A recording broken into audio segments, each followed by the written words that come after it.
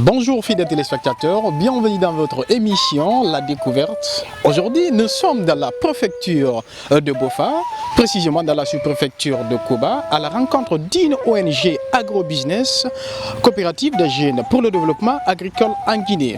Avec lui, on va essayer de parler de l'évolution de cette ONG dans le domaine agricole.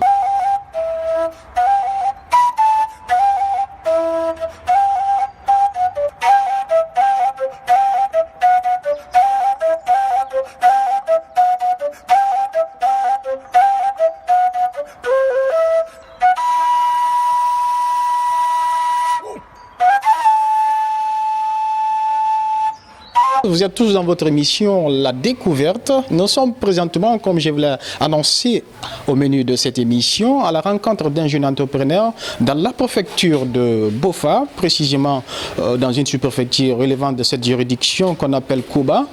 Il s'agit de M. Kamara Ibrema. Il est le président d'une ONG agricole qui évolue dans l'agrobusiness. M. Kamara, bonjour. Oui, bonjour M. Souma.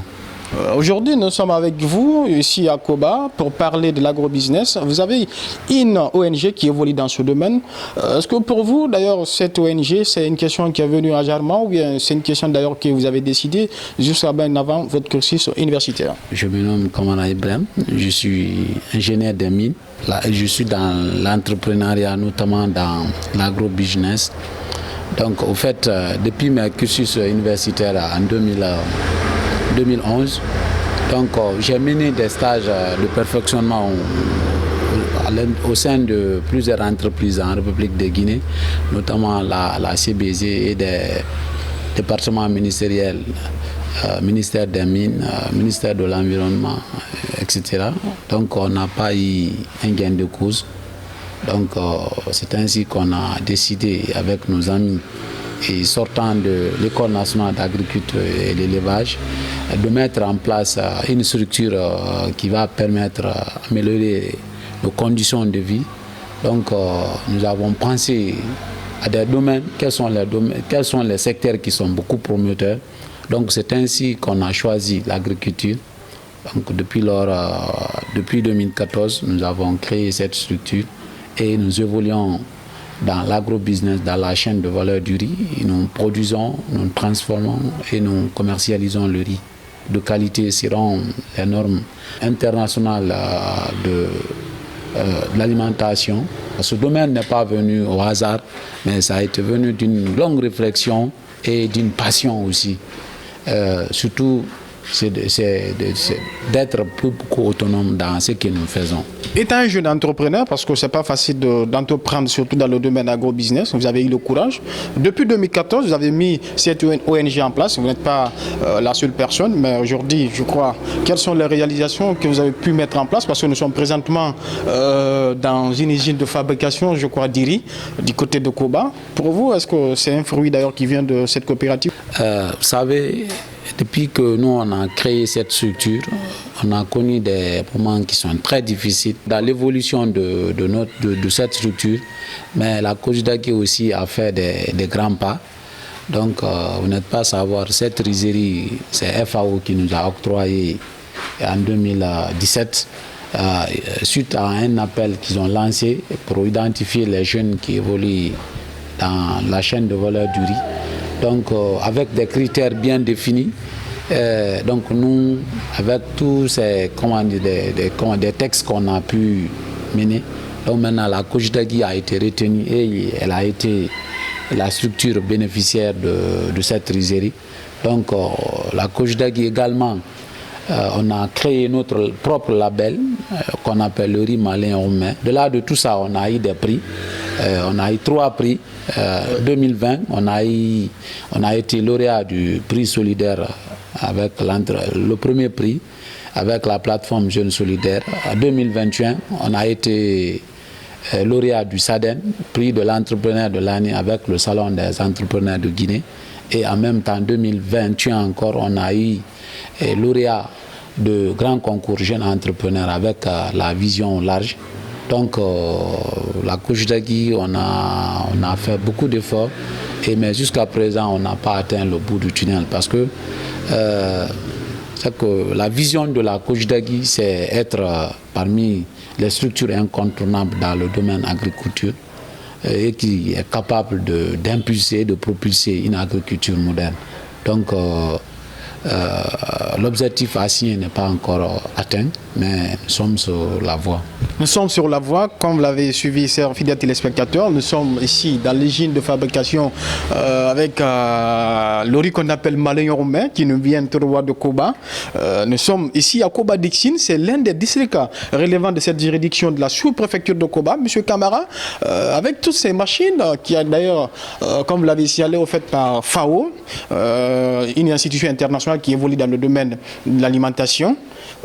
Est-ce que déjà vous n'avez pas eu de difficultés par rapport à manipulant ces différentes machines, ou bien vous avez suivi quelques formations compte tenu pour au moins donner beaucoup plus une expérience aux autres personnes qui n'ont pas eu quand même la chance d'être avec vous lors des formations?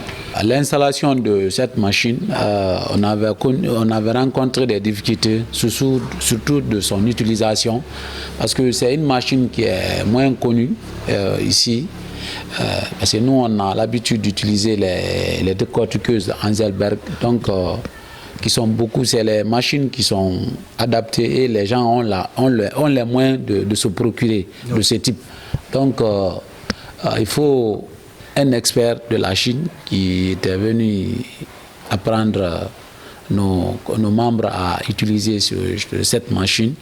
Et la machine aussi, pour son plein fonctionnement, on a besoin de développer une chaîne des acteurs, c'est-à-dire développer un réseau interprofessionnel des acteurs, c'est-à-dire accompagner les producteurs, avoir la plus grande quantité du riz. J'en venais parce que vous avez parlé avant, on voyait ici à Koba des petites machines d'ailleurs qui évoluaient, mais avec cette grande machine, est-ce que vous n'avez pas quelques difficultés avec les paysans qui d'ailleurs, comment est-ce que ça se passe entre vous? Oui, comme vous l'avez dit, je venais sur ce passage, donc on a les difficultés d'avoir la grande quantité, parce que la machine là, pour sa rentabilité, minimum, il faut allumer le moteur pour une quantité minimum de 3 tonnes. Donc maintenant, pour une seule personne, avoir 3 tonnes, ce n'est pas facile ici. Donc si ce n'est pas une structure qui a exploité des grandes superficies, pour avoir 20 tonnes, 30 tonnes, donc il est très difficile de rencontrer ces genres de personnes ici. Donc maintenant, actuellement, on est en train de travailler sur la chaîne, sur ce réseau, permettant de renforcer la capacité des paysans pour avoir une grande quantité de paddy, pour assurer la rentabilité de cette machine. Mais pour le moment, on a ce problème, on a cette difficulté de faire fonctionner cette machine durant toute l'année, ou bien même à 80, 85 ou bien 75% sur l'année. Donc on a ce problème, mais on est en train de se battre auprès des partenaires et du pouvoir public pour atteindre cet objectif. Pour atteindre ce pouvoir public, on sait très bien que la préfecture de Bopa, après Monson, la plus grande deuxième plaine se trouve ici à Koba. Quelles sont les perspectives de cette coopérative pour cette année 2022-2023 pour l'agriculture? Est-ce que les préparatifs déjà sont commencés du côté de cette ONG? Oui, actuellement nous sommes en pleine campagne agricole 2022-2023. Comme vous l'avez constaté, on a fini d'installer les pépinières, donc les labours, c'est-à-dire la préparation du sol. Le premier labour est déjà fait. Maintenant, on attend à ce que la pépinière soit mature avant de penser au repiquage. Ou bien la transplantation du riz. La campagne agricole est bien débutée à Koba et les choses se passent comme d'habitude, normalement. Donc pour cette année, comme je vous ai dit, on a identifié on a identifié 50 grands producteurs, plus maintenant la superficie de la Couche d'Agui, que nous comptons les accompagner. Je ne rencontre pas les difficultés au niveau de la plaine de Koba, parce qu'on sait très bien qu'avant le départ des Chinois, d'ailleurs qui ont lotisé cette plaine de Koba, est-ce qu'il n'y a pas eu des caniveaux d'ailleurs qui sont bouchés comme on attend un peu partout avec les paysans? Pour vous, le problème n'est pas lié cité au niveau des problèmes au niveau de l'ONG? Bon, la Couche d'Agui, comme vous venez de le souligner, rencontre bel et bien des difficultés, surtout en matière de gestion de la plaine à Koba, après le départ de la société Sigikoda. Donc la plaine est revenue aux paysans, c'est-à-dire les autochtones, mais fort malheureusement, ils n'ont pas la capacité d'entretenir les drains de conduite d'eau. Parce que qui parle de l'agriculture réussit, parle de la maîtrise d'eau. Les banques, à 90%, n'ont pas confiance aux activités rizicoles. Parce qu'ils disent que l'agriculture est beaucoup risquée. Donc maintenant, ils financent difficilement les activités rizicoles. Donc en plus de ça, il y a les conditions aussi de financement. Donc si l'État ou bien les partenaires au développement doit financer les domaines agriculture, doit créer un cadre propice, c'est-à-dire des mécanismes beaucoup plus adaptés qui doivent permettre à ces jeunes entrepreneurs d'atteindre le bout du tunnel. Donc également aussi, il y a des personnes de bonne volonté d'accompagner les jeunes et surtout avec notre initiative parce que on a notre vision, c'est de développer la compétitivité du riz local. Parce que vous n'êtes pas sans savoir, le riz local n'est pas compétitif. Alors, que ce soit au niveau du prix, le riz local est plus cher que le riz importé. Oui. En plus, le riz local n'est pas caractérisé. On ne maîtrise pas le taux d'impureté, on ne maîtrise pas la teneur en eau, on ne maîtrise pas le taux de brisure. Oui. Donc nous, on est venu pour renverser cette tendance. Non seulement proposer le riz de bonne qualité, c'est-à-dire qu'on peut utiliser, qu'on peut consommer en Guinée comme qu'on peut consommer ailleurs, que ce soit en France, que ce soit aux États-Unis. Donc, c'est la vision de la Couche d'Agui, développer la compétitivité du riz local en République de Guinée. Donc, voici, en résumé, voilà, cet appel que je peux lancer à l'appel non seulement au gouvernement, mais aussi aux partenaires au développement et aussi auprès de personnes de bonne volonté.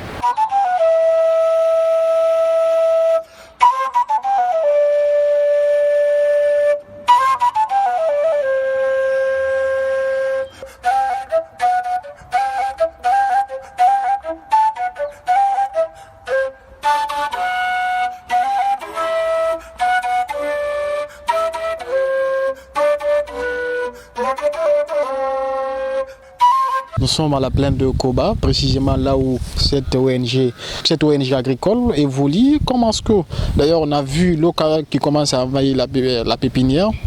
Est-ce que, pour vous, les difficultés, comme vous l'avez signalé du part et d'autre, présents, l'eau, les caniveaux sont bouchés et tant d'autres, comment est-ce que vous parvenez à tirer l'eau ici? Parce que c'est complètement inondé. C'est qu'avec la pluie de ces 3 jours-là, donc on a constaté la submersion de notre... Ici, ça, c'est la pépinière de 18 jours qui est complètement submergée. Donc, il faut un peu la patience parce que l'eau circule au niveau des canaux, mais à des vitesses qui sont très lentes. Donc, ça prendra beaucoup de jours, peut-être une semaine. Si il ne pleut pas, on peut retrouver encore la plaine moins d'eau. Mais actuellement, on utilise la patience, c'est-à-dire pour travailler. Sinon, on a des difficultés. On a on a un objectif escompté. Donc l'objectif escompté, c'est la maîtrise d'eau. Donc maintenant, avec ces submersions-là, ça peut retarder, ça peut impacter sur notre calendrier agricole. Mais avec la patience, d'ici une semaine comme ça, s'il ne pleut pas, donc la quantité d'eau va beaucoup diminuer. Et la durée du pépinière, c'est un mois ou bien un mois et quelques? Nous, c'est entre 29 à 34 jours. C'est la durée moyenne de la pépinière. C'est-à-dire si on a des difficultés, parce qu'en des années, ça peut aller jusqu'à 40 jours. si le champ est submergé, parce qu'on ne peut pas répliquer le riz dans l'eau. C'est-à-dire quand tu répliques le riz dans l'eau, la probabilité est très forte que le riz ne s'en sort pas. Donc elle va pourrir. Parce que quand le riz va submerger le riz pendant 3 jours, 4 jours, il y a les poissons aussi qui vont profiter dans cette submersion pour manger, très bien, pour manger le jeune plant. Donc maintenant, on va attendre jusqu'à avoir la maîtrise d'eau pour faire le repiquage. Combien d'hectares pour cette pépinière, pour combien d'hectares? Bon, ici on a 5 hectares. Maintenant, c'est 5 hectares, 340 kilos. C'est-à-dire, sur chaque 1 hectare, on a 80 kilos. Donc maintenant, les 80 kilos par hectare que nous avons mis ici, donc on ne peut pas voir, il y a des parties qui sont submergées. Donc maintenant, on a mis ça en des séquences. C'est la première partie qu'on a mis, comme vous regardez à l'image, la première partie, la deuxième partie, il y a la troisième partie, il y a même la quatrième partie. Mais on a mis encore la pépinière au niveau auprès de nos habitations, quoi, qui ne sont pas beaucoup plus, cette pépinière est beaucoup plus résistante par rapport à ce qu'on cultive au niveau de la plaine. Et je voulais poser la question, pourquoi ce partage d'ailleurs? Est-ce que c'est compte tenu de la qualité de la pépinière ou c'est la même qualité d'ailleurs que vous utilisez pour la plaine? Oui, c'est la même qualité, mais on le fait... Il s'agit de quelle qualité? Voilà, ici, nous cultivons Mbapéa. C'est une variété moyenne, à durée moyenne, parce qu'elle n'est pas précoce, elle n'est pas longue aussi. Son cycle de vie, c'est 120 jours, à peu près 4 mois. Donc maintenant, c'est une variété à durée moyenne. Donc actuellement, en tenant compte de la durée du calendrier agricole, parce que la pluie actuellement se cherche à partir d'octobre. Donc maintenant, la plus grande pluviométrie se limite à partir du mois d'octobre, fin septembre, octobre comme ça. Donc si on ne cultive pas ce genre de variété, donc il est très difficile de s'en sortir. C'est-à-dire quand on fait les précoces, la pluie peut nous embêter. C'est-à-dire quand on fait aussi les variétés tardives, aussi la pluie va nous laisser. C'est-à-dire parce que qui parle il faut forcément que vous restiez au milieu. Très bien, il faut qu'on reste au milieu de la durée de la pluviométrie. Au durée de la pluviométrie, vous les téléspectateurs, vous avez vu du part et d'autre la pépinière de cette ONG qu'on appelle, qui évolue dans l'agro-business. Ici à Koba, vous avez vu la différente partie de cette plaine, du part et d'autre, malgré c'est complètement envahi par l'eau, comme il a signalé, les caniveaux sont bouchés, la sortie de l'eau est très lente. Est-ce que vous avez quand même l'idée de mettre un peu pousser les différents caniveaux, ou bien c'est lié directement au niveau de la sous-préfecture de Koba? Oui, c'est pas la sous-préfecture, c'est les canaux qui sont bouchés. Mais pourtant, si j'ai la bonne mémoire, par les paysans, j'attends chaque année, chaque saison agricole, on réclame l'argent aux paysans. Est-ce que c'est tel le cas chez vous avec les autorités de Koba? Oui, effectivement, chaque année, nous on paye les redevances pour ces champs-là. Souvent, ils nous disent que c'est pour travailler sur le champ, mais on ne voit pas le résultat. Ça fait près de 8 ans comme ça, nous sommes dans cette activité. Chaque année, c'est les mêmes verbes, chaque année, c'est les mêmes mots. Il faut payer les redevances. Après les redevances, nous allons faire le curage des conduites d'eau pour accélérer la sortie d'eau quand il y a la submersion. Et aussi, quand on a en crise d'eau, parce qu'il y a une retenue d'eau aussi qui peut ravitailler la plaine en cas de crise d'eau. Mais tout ça là, par faute de mauvaises conduites, l'eau ne peut pas circuler. Donc on ne peut pas ravitailler nos champs en eau, on ne peut pas aussi les irriguer pendant quand le champ est inondé. À Koba, pour l'acquisition du plein, parce que généralement, la plaine de Koba est au compte de la collectivité, c'est-à-dire la mairie de Koba. Oui. Donc maintenant, ces mairies-là ont partagé ces plaines en des districts. Donc au-delà des districts, il y a les plaines aussi qui sont au compte même de la GERI qui gère ça elle-même. Donc maintenant, si vous voulez des parcelles qui sont déjà partagées avec des districts, vous partez auprès des les responsables des districts pour l'acquisition. Donc maintenant, si vous êtes intéressé à des parcelles qui sont au compte de la mairie, parce qu'il y a les parcelles, par exemple, si on prend sur cette route-là, il y a des blocs où la mairie gère. Donc maintenant, si vous avez besoin de ces plaines-là, c'est la mairie elle-même qui gère ça. Donc particulièrement à la Kojidagui, nous on a eu cette plaine au compte de la mairie et de Koba qui nous a octroyé cette plaine. C'est-à-dire ces deux parcelles. Il y a une parcelle sur la route 8, il y a une parcelle aussi sur la route 5. Vous comptez élargir ces différents hectares ou vous n'avez pas d'autres possibilités à obtenir? Nous comptons élargir, comme vous l'avez dit, mais on a... parce qu'il y a des parcelles qui ne sont pas bien aménagées au niveau de la route 7 que la mairie a mis à la disposition de la Kojidagui. Mais actuellement, on n'a pas les possibilités de faire, parce que ça a besoin de réaménagements. C'est aménagé, mais on a besoin de réaménagements. Donc maintenant, avec l'appui et si on a les moyens, on va aussi aménager ces plaines-là pour engager ça au compte de la Kojidagui, pour avoir une plus grande superficie à cultiver, peut-être dans les prochaines campagnes.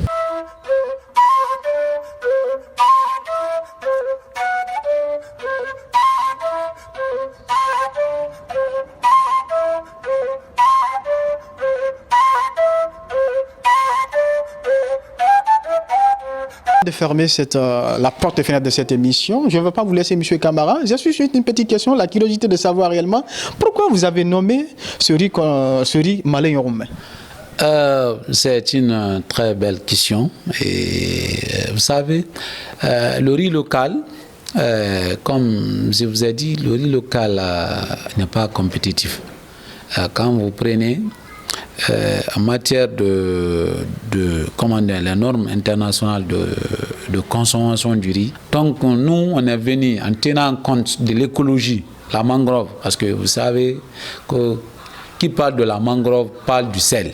Oui. Donc qui parle du sel parle des sels minéraux. Oui.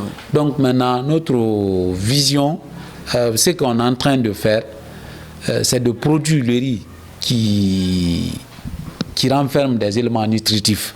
C'est-à-dire que ce soit les sels minéraux, que ce soit les vitamines qui sont enrichis pendant le tivage. Parce que quand vous prenez le riz est composé à 70% de l'amidon. Parce que c'est pourquoi souvent il est conseillé à des personnes malades de manger le riz étivé. Parce que pendant le tivage, il y a une opération qu'on appelle la gélatinisation. Donc cette opération permet de casser les parois de l'amidon qui constitue le riz. Donc maintenant nous, avec la méthode que nous utilisons, ça permet non seulement de casser, réduire le taux de l'amidon dans le riz, et ça permet aussi d'enrichir le grain du riz que nous produisons en éléments nutritifs, que ce soit les vitamines, que ce soit le sel minéraux. Donc maintenant, quand vous prenez globalement notre riz, c'est le riz qui est très doux, très très délicieux, c'est-à-dire qui est très complet, qui est apte à consommer en Guinée, qui est apte à consommer en France, partout dans le monde. On peut consommer notre riz sans aucun risque de problème ou bien de maladie. Donc c'est pourquoi on a trouvé le qualificatif le riz malais roumain. Donc qui veut dire littéralement en sous le riz très délicieux. Le riz très délicieux, M. Oui. Camara. Merci pour l'accueil. Ça nous reste quand même qu'à vous dire merci de votre accueil, mais aussi de votre disponibilité ici à Koba. Dans l'enceinte même de l'hygiène de cette association coopérative des jeunes pour le développement agricole, une ONG agrobusiness. Je crois l'essentiel, M. Camara, fidèle téléspectateur de Midi 224 TV. Merci de nous choisir par votre fidélité. C'était juste une réalisation pour cette émission, la découverte des jeunes talentueux au niveau des jeunes entrepreneurs. Et on était du côté de Koba pour ce premier numéro avec le président de cette ONG Agrobusiness. Merci, nous vous retrouvons prochainement. Mais n'oubliez pas de vous abonner sur cette page Midi 224 TV, qui est la télé des jeunes, et nous accompagnons les activités juvéniles, surtout les jeunes entrepreneurs, d'ailleurs, qui sont à peine de se développer, qui sont à peine de se décoller. Et on appelle à ces différentes autorités, ces différents partenaires de venir en aide de ces différents jeunes pour au moins un décollage pour la réussite. Parce qu'on sait très bien qu'en Afrique, le problème d'emploi, c'est un problème de va-t-en-guerre. Ila Dioba, coordonné, réalisé par Mamadou Teli Diallo. Merci à tous et à tous.